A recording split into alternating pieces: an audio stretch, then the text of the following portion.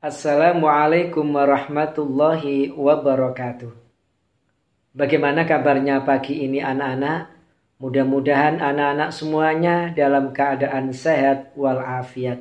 Amin amin ya rabbal alamin. Anak-anak, pagi ini Pak Buhin akan menyampaikan materi dengan tema lebih dekat dengan Allah yang sangat indah namanya. Peta konsep yang Pak Buhin sampaikan pagi ini, yang pertama pengertian beriman kepada Allah, yang kedua hikmah beriman kepada Allah, dan yang ketiga memahami makna Asmaul Husna, dan yang keempat menerapkan perilaku Asmaul Husna dalam kehidupan sehari-hari.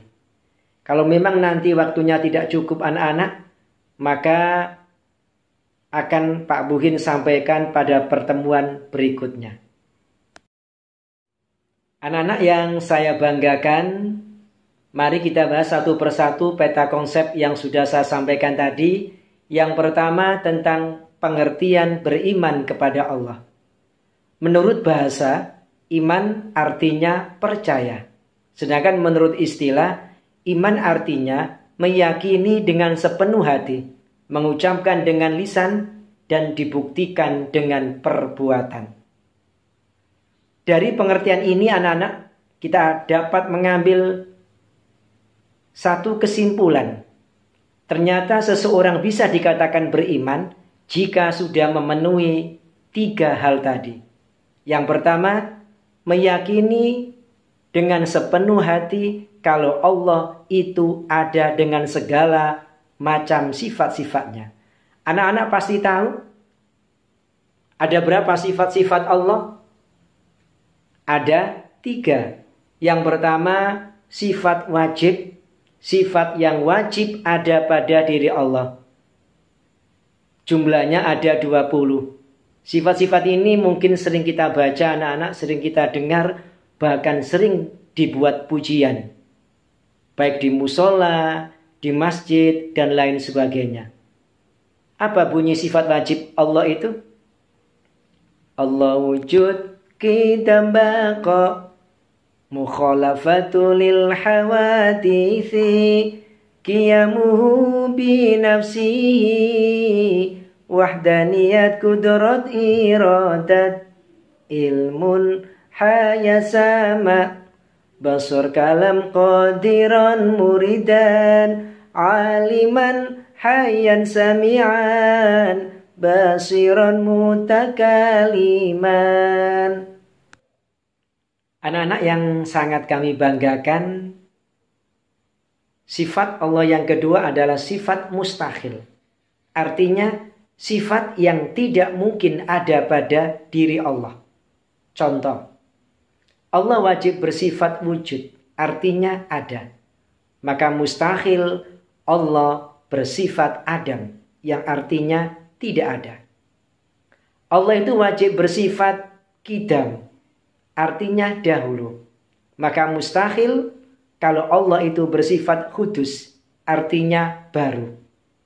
Allah itu wajib bersifat baqa, artinya kekal. Maka mustahil kalau Allah itu bersifat fana, yang artinya rusak. Dan yang ketiga, yaitu sifat jaiz. Artinya sifat yang mungkin bagi Allah menciptakan atau tidak, itu adalah urusan Allah.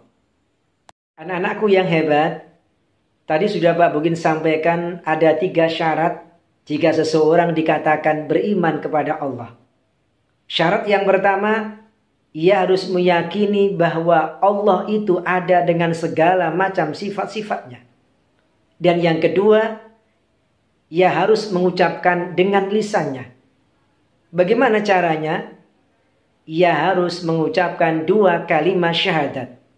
Asyhadu an la ilaha illallah wa asyhadu anna Muhammadar Rasulullah. Saya bersaksi bahwa tidak ada Tuhan selain Allah, dan saya bersaksi bahwa Nabi Muhammad adalah utusan Allah. Dan syarat yang ketiga anak-anak, seseorang bisa dikatakan beriman kepada Allah jika ia menghiasi keimanannya dengan amal perbuatannya. Bagaimana cara mengimplementasikan dalam kehidupan sehari-hari? maka laksanakan rukun Islam dalam kehidupan kita. Anak-anak tahu rukun Islam ada berapa? Ada 5. Rukune Islam kabeh ana 5. Siji maca syahadat, loro kudu salat, telu ngetokno zakat, 4 kudu poso, 5 lunga haji menawa kuwasa. Anak-anakku yang hebat, mungkin dari kalian ada yang bertanya, apa buktinya kalau Allah itu ada? Maka untuk menjawab pertanyaan ini, kita bisa melihat ciptaan Allah yang ada di alam semesta ini. Dan itu merupakan bukti adanya Allah. Kita bisa melihat di darat,